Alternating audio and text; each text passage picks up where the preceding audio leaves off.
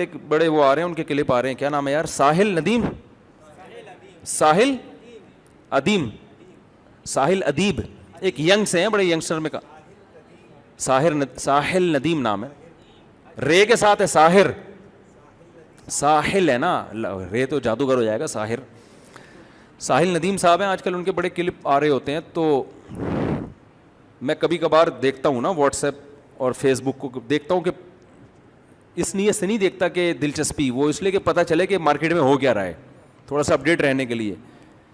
تو اس میں ہر طرح کی چیزیں سن رہا ہوتا ہوں میں, کبھی کوئی شیعہ کی تقریر آ رہی ہوتی ہے وہ سن رہا ہوتا ہوں, کبھی ہری پگڑی والوں کی تقریر, کہ پتہ چلتا ہے مارکیٹ میں ہو کیا رہا ہے. عجیب, فیس بک کی دنیا بھی بڑی عجیب ہے.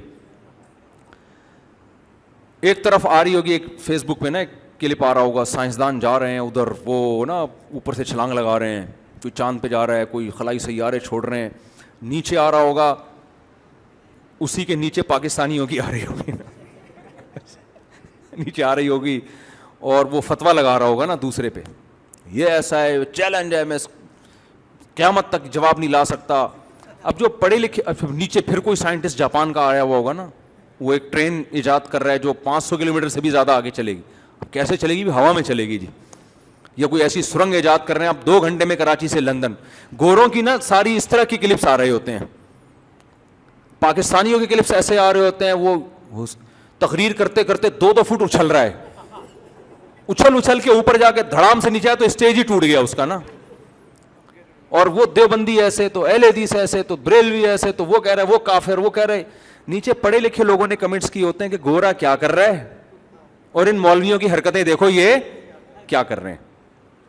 بڑا زبردست نا وہ چل رہا ہوتا ہے, وہ واقعی ایسا لگ رہا ہوتا ہے یار گورا کیا کر رہا ہے اور تم کیا کر رہے ہو بیٹھ کے, بڑا ایک برا سا امیج جا رہا ہوتا ہے. اچھا نیچے میرا کلپ آ رہا ہوگا 4 شادیوں پر, میرا بھی چل رہا ہوتا ہے ساتھ میں. لوگ کہتے ہیں یار یہ اپنی دنیا میں, یہ اس کو شادیوں کے علاوہ کچھ نہیں آتا. بھائی ہمارا 1.5 گھنٹے کے, یہ تو آج میں نے شادیوں کا اتنا لمبا ٹاپک کھینچ دیا, ورنہ ہمارا وہ بیان سنو. شارٹ کلپ والوں کو پتا ہے کہ یہ چیز 2 منٹ کی کھینچ کے چلاؤ گے تو چلے گی مارکیٹ میں, نماز روزے کی بات مارکیٹ میں چلتی نہیں ہے. تو ایسے ہی نا 10-15 منٹ میں زیادہ نہیں بیٹھتا میں. لوگ بیٹھے رہتے پوری رات فیس بک پہ. میرا اپنا پیج کس نام سے مجھے پتہ ہی نہیں ہو, تو آفیشیل ایک پیج ہے وہ چلا رہے ہیں ایڈمن. باقی جو میرا پرسنل پیج 2-3 دفعہ بن چکا ہے, پھر میں بھول جاتا ہوں اس کی آئی ڈی ہے کیا, میرا والا ہے کون سا. فیس بک پہ تو ٹائم ویسٹنگ ہے. تو کل میرا ایک نظر سے گزرا ایک ساحل, وہ ہے بڑے ساحل ندیم صاحب.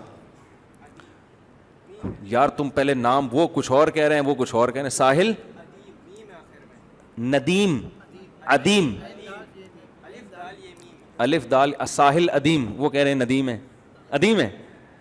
اچھا خیر جی, ساحل صاحب ٹھیک ہے نا.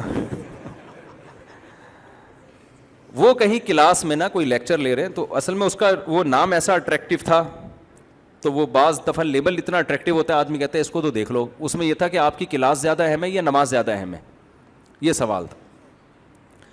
تو وہ اس کا نام یہ تھا. میں نے کہا یہ کیا مطلب, کلاس زیادہ اہم ہے یا نماز زیادہ اہم ہے, کہیں ویسے تو نہیں نماز کو زیادہ اہمیت دیتے ہوں, سوری کلاس کو زیادہ اہمیت دیتے ہوں یہ. تو کسی کو انہوں نے وہ مائک پکڑایا, جی کیا سوال ہے. اس نے کہا سر میرا آپ سے سوال یہ ہے کہ آپ کے نظر میں آپ کی کلاس کی ویلیو نماز سے زیادہ ہے, کیونکہ 1:30 بجے جماعت کی نماز ہوتی ہے, آپ نماز چھوڑ کر آپ کلاس میں لگے رہتے ہیں. وہ تھوڑا سا ایکسائٹیڈ ہو گئے نا, آپ کیسے فیصلہ کر رہے ہیں, غصہ ہو گئے. تو نیچے لوگوں نے کہا آپ کو غصہ نہیں ہونا چاہیے. بات میں پتہ نہیں کیا کر رہا تھا, یہ یہاں کہاں سے آ گئی. بات یہ کہ جو سوال جس نے پوچھا ہے نا 100% غلط اسٹائل میں سوال پوچھا ہے, یہ طریقہ ہی غلط ہے. آپ نے فتویٰ پہلے لگا دیا تو اب آپ کو پوچھنے کی ضرورت کیا ہے. جب آپ نے فتویٰ لگا ہی دیا کہ آپ کی نظر میں آپ کی کلاس کی ویلیو نماز سے زیادہ ہے, تو ہونا یہ چاہیے آپ اٹھ کے چلے جائیں کہ جی آپ تو مسلمان ہی نہیں ہیں, آپ کی نظر میں کلاس کی ویلیو کیا ہے, نماز سے زیادہ ہے. اور پھر جو بھی لیکچر دے رہا ہوتا ہے نا اس کی ایک عزت ہوتی ہے. کبھی بھی اس اسٹائل میں اس سے سوال کرنا کہ وہ اپنی بے عزتی محسوس کرنا شروع کر دے, یہ سوال پوچھنے کا صحیح طریقہ ہے ہی نہیں. ہونا یہ چاہیے کہ آپ سوال پوچھیں کہ سر کچھ لوگوں کو غلط فہمی ہو رہی ہے کہ 1:30 بجے یہاں نماز بھی ہوتی ہے تو آپ کی کلاس بھی چل رہی ہوتی ہے, تو شاید آپ کے علم میں نہ ہو, اور اگر آپ کے علم میں ہے تو کائنڈلی اس کو تھوڑا سا وضاحت کر دیں کہ ایسا کیوں کرتے ہیں. پھر لیکچرار کے ہاتھ میں مائک جائے تو وہ وضاحت کر دے, بھائی یہ کوئی مسجد کی جماعت تو ہے نہیں, یہ تو کئی جماعتیں ہو سکتی ہیں یہاں پہ, تو اب اتنا بڑا کراؤڈ ہے, ہم اس کو پہلے نماز کے لیے بھیجیں تو بہتر نہیں ہے کہ ہم اپنی جماعت کرا لیں. اس طرح کے کوئی بھی جواب وہ تو خیر ان کا ہیڈ ہے کہ کیا جواب دینا چاہیے کیا نہیں دینا چاہیے, لیکن سوال پوچھنے والے کا اسٹائل 100% غلط تھا.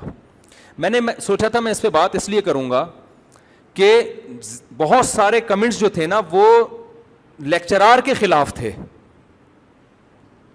تو مجھے اندازہ ہوا کہ لوگوں کو نا ایسے موقع پہ جج کرنا لوگوں کے لیے کہ صحیح کون ہے غلط کون ہے, اس کا مطلب لوگوں میں جج کرنے کا بھی شعور نہیں ہے.